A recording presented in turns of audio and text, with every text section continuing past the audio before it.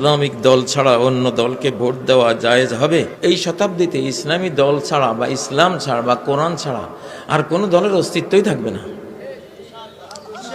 বিগত শতাব্দীতে দিছেন, ওটা আল্লাহ মাফ করুক, কিন্তু এই এখন আর কোনো সুযোগ নাই। এখন রাজনীতির তিনটা পিলার। 1 নম্বর, ইসলামপন্থী হইতে হবে রাজনীতিকদেরকে। 2, বাংলাদেশপন্থী হইতে হবে, 3, মাতৃভাষাপন্থী হইতে হবে, অর্থাৎ বাংলা ভাষাপন্থী হইতে হবে। এই কথাটার গুরুত্ব বুঝবেন ভারতে গেলে।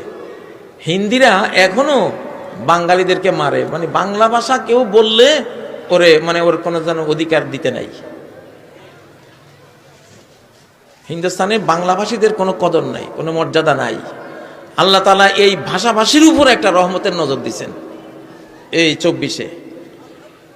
এটা এলহামি, এই 3টা পয়েন্ট এলহামি। আল্লাহ তাআলা জানাইছেন যে বাংলাদেশে যদি আগামী 50-60 বছর কেউ রাজনীতিতে সফল হতে চায়, 3টা পিলার লাগবে। 1, ইসলামপন্থী হইতে হবে, ইসলামী আইন কানুন দিয়া, ইসলামী অনুশাসন দিয়া সে দেশ চালাবে।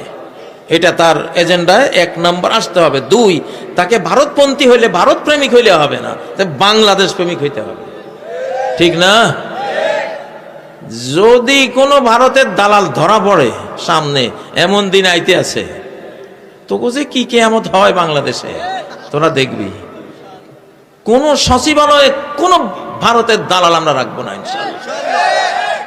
কোন সরকারি সংস্থা কোন দালাল রয়ের এজেন্ট থাকতে পারবে না, অসম্ভব কথা।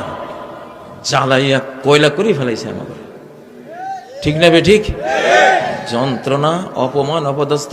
জাকির নায়েক, ওনাদের নাকি মামলা আছে, যে মামলার না কোনো শুনানি হইল, না কোনো রায় হইল, কিচ্ছু হইল, উনি আসলে নাকি ওনাদেরকে দিয়ে দিতে হবে। আর তোরা যে আমাদের 45,000 অপরাধী তবু ওইখানে জামাইয়া ধরে রাখছ,